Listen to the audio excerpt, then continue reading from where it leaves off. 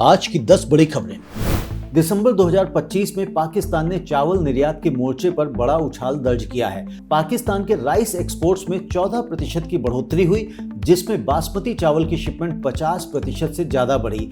कुल निर्यात 4,89,000 टन तक पहुंच गया है, जिससे पाकिस्तान ने दिसंबर महीने में वियतनाम को पीछे छोड़ते हुए भारत और थाईलैंड के बाद दुनिया का तीसरा सबसे बड़ा चावल निर्यातक स्थान हासिल कर लिया है। यूएई और चीन पाकिस्तान के सबसे बड़े खरीदार रहे, जबकि सेंट्रल एशिया खासकर कजाकिस्तान और उज्बेकिस्तान नए उभरते बाजार के रूप में सामने आए हैं। खास बात यह है कि अब अफगानिस्तान के रास्ते की बजाय सीधे निर्यात बढ़ रहा है। बांग्लादेश से मजबूत मांग और अमेरिका में भारतीय चावल पर लगे टैरिफ के चलते पाकिस्तान को प्रतिस्पर्धात्मक फायदा मिला। हालांकि इसके बावजूद इराक और तुर्की तक सीमित पहुंच, बढ़ती फ्रेट लागत और वैश्विक प्रतिस्पर्धा जैसी चुनौतियां बनी हुई हैं। थाई राइस एक्सपोर्टर्स एसोसिएशन ने साफ किया है कि सरकार के प्रस्तावित राइस स्टॉक पाइलिंग नियमों से निर्यातकों को कोई नुकसान नहीं होगा। संगठन के अनुसार ज्यादातर निर्यातकों के पास पहले से ही तय न्यूनतम सीमा से अधिक चावल का स्टॉक मौजूद है। नए नियम निर्यातकों की रजिस्टर्ड कैपिटल से जुड़े होंगे, जिसमें छोटे निर्यातकों के लिए कम और बड़े निर्यातकों के लिए ज्यादा स्टॉक अनिवार्य किया गया है। पैकेज्ड राइस निर्यात करने वाले छोटे किसान समूहों और सहकारी समितियों को इससे छूट मिल सकती है। संगठन का कहना है कि इन नियमों से ना तो कीमतों पर असर पड़ेगा और ना ही बाजार की लिक्विडिटी पर, बल्कि यह मौके का फायदा उठाने वाली प्रवृत्तियों पर रोक लगाएगा और थाईलैंड की निर्यात साख को और मजबूत करेगा। ईरान में जारी राजनीतिक अस्थिरता, आर्थिक संकट, महंगाई और अमेरिकी टैरिफ के कारण भारत का बासमती चावल निर्यात बुरी तरह प्रभावित हुआ है। करीब 1500 करोड़ रुपए यानी लगभग $167 मिलियन की शिपमेंट अभी अटकी हुई हैं और निर्यातकों को भुगतान में देरी का सामना करना पड़ रहा है। एक समय भारत का सबसे बड़ा बासमती खरीदार रहा ईरान अब जोखिम भरा बाजार बनता जा रहा है। इसी वजह से भारत अफ्रीका, पश्चिम एशिया और यूरोप में नए वैकल्पिक बाजार तलाश कर रहा है। खासकर अफ्रीका, जहां नाइजीरिया जैसे देश सालाना 3.5 करोड़ टन से अधिक का चावल आयात करते हैं, भारत के लिए बड़े अवसर पेश कर रहे हैं। यह रणनीति भारत को अपने सरप्लस उत्पादन का बेहतर उपयोग करने और निर्यात आय को स्थिर रखने में मदद कर सकती है।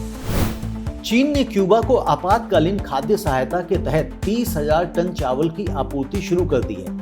पहली खेप को क्यूबा के एक अनाज गोदाम में औपचारिक रूप से सौंपा गया, जबकि दूसरी खेप पहले ही सैंटियागो डी क्यूबा पोर्ट पर पहुंच चुकी है। क्यूबा के अधिकारियों ने इस सहायता के लिए चीन का आभार जताया और दोनों देशों के बीच गहरी मित्रता और ऊर्जा जैसे क्षेत्रों में सहयोग को रेखांकित किया। चीन ने भी भरोसा दिलाया कि वह क्यूबा के साथ मिलकर चुनौतियों से निपटने और द्विपक्षीय साझेदारी को और मजबूत करने के लिए प्रतिबद्ध है। बांग्लादेश ने निजी क्षेत्र को 2 लाख टन अतिरिक्त पारबॉइल्ड चावल आयात की अनुमति दे दी है। इस फैसले से आंध्र प्रदेश और पश्चिम बंगाल के भारतीय राइस मिलर्स के लिए नए निर्यात अवसर खुल गए हैं। बांग्लादेश में स्टीम और फाइन राइस की कीमतों में हालिया बढ़ोतरी के बाद घरेलू बाजार को स्थिर करने के लिए यह कदम उठाया गया है। यह आयात अनुमति बांग्लादेश की 2025-26 की कुल करीब 9 लाख टन चावल आयात योजना का हिस्सा है, जो बाढ़ से हुई फसल क्षति के बाद तैयार की गई है। मजबूत क्षेत्रीय मांग के बीच यह फैसला भारतीय निर्यातकों के लिए समय पर मिला बड़ा मौका माना जा रहा है। वैश्विक आर्थिक अनिश्चितता के बावजूद भारतीय दवा निर्यात में मजबूत बढ़त देखने को मिल रही है। वित्त वर्ष 2025-26 के पहले 8 महीनों में नाइजीरिया को निर्यात $179 मिलियन बढ़ा, जिसने भारत की कुल निर्यात वृद्धि में 14% से अधिक का योगदान दिया। वहीं ब्राजील को दवा निर्यात करीब $100 मिलियन रहा, जिससे ये दोनों देश भारतीय फार्मा सेक्टर के लिए उभरते हुए प्रमुख बाजार बन गए हैं। कुल मिलाकर भारत का फार्मा निर्यात बाजार अब $20.48 अरब तक पहुंच गया है, जो लंबे समय में सेक्टर के लिए बड़ी संभावनाओं का संकेत देता है। झारखंड के बोकारो जिलों में किसानों की आय बढ़ाने और कृषि पहचान मजबूत करने के लिए बोकारो ब्रांड शहद लॉन्च करने की तैयारी है। जिला प्रशासन ने अब तक करीब 150 किसानों को मधुमक्खी पालन का प्रशिक्षण दिया है, जो अब अपने अपने बी फार्म स्थापित कर रहे हैं। आने वाले समय में और किसानों को प्रशिक्षण दिया जाएगा ताकि बी फार्मिंग का दायरा बढ़े। उत्पादित शहद को बोकारो ब्रांड नाम से बाजार में उतारा जाएगा। जिला अधिकारियों का कहना है कि यह पहल किसानों को समय पर लाभ दिलाने के साथ साथ बोकारो को कृषि आधारित इनोवेशन के केंद्र के रूप में स्थापित करेगी। बीसीसी रिसर्च की नई रिपोर्ट के अनुसार वैश्विक एग्रीकल्चर सेक्टर में आर्टिफिशियल इंटेलिजेंस का बाजार तेजी से बढ़ रहा है।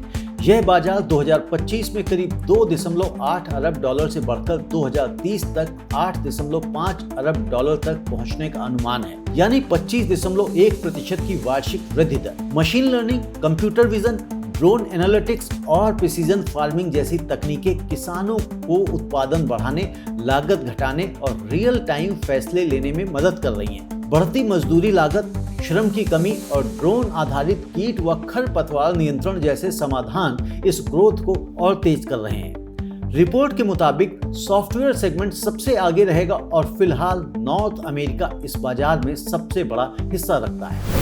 15 जनवरी 2026 तक भारत का चीनी उत्पादन 22% बढ़कर 1.59 करोड़ टन पहुंच गया है। यह जानकारी Indian sugar and bio energy manufacturers association यानी इस्मा ने दी है। इस सीजन में 518 मिलें चालू हैं, जो पिछले साल की तुलना में अधिक हैं। महाराष्ट्र में सबसे अधिक 51% की वृद्धि दर्ज की गई, जहां उत्पादन 64.5 लाख टन तक पहुंचा। इसके बाद उत्तर प्रदेश में 46 लाख टन और कर्नाटक में 31 लाख टन का उत्पादन हुआ। हालांकि उत्पादन बढ़ने के बावजूद चीनी की कीमतें लगभग 3,550 रुपए प्रति क्विंटल तक गिर गई हैं और गन्ने की बढ़ती लागत मिलों पर वित्तीय दबाव बना रही है। इस्मा ने किसानों को समय पर भुगतान सुनिश्चित करने के लिए न्यूनतम बिक्री मूल्य यानी एमएसपी में जल्द संशोधन की मांग की है। Solvent extractors association of India ने केंद्र सरकार से आग्रह किया है कि आगामी भारत यूरोपीय संघ व्यापार समझौते में फॉरेस्ट बेस्ड उत्पादों को अलग श्रेणी में शामिल किया जाए। इनमें साल बीज, आम की गुठली, कोकम, मोवरा और शिया उत्पाद शामिल हैं। एसोसिएशन ने बताया कि ये उत्पाद लाखों आदिवासी परिवारों की आजीविका से जुड़े हैं और भारत के वन आधारित उद्योग की रीढ़ हैं। अगर इन उत्पादों के लिए अलग HSN कोड के साथ टैरिफ में रियायत मिलती है तो निर्यात बढ़ेगा, सप्लाई चेन स्थिर होगी और भारत यूरोपियन यूनियन आर्थिक संबंध और मजबूत होंगे। साथ ही रोजगार और इनोवेशन को भी बढ़ावा मिलेगा। कृषि और व्यापार जगत से जुड़ी खबरों को देखने के लिए सब्सक्राइब करें कमोडिटी टुडे।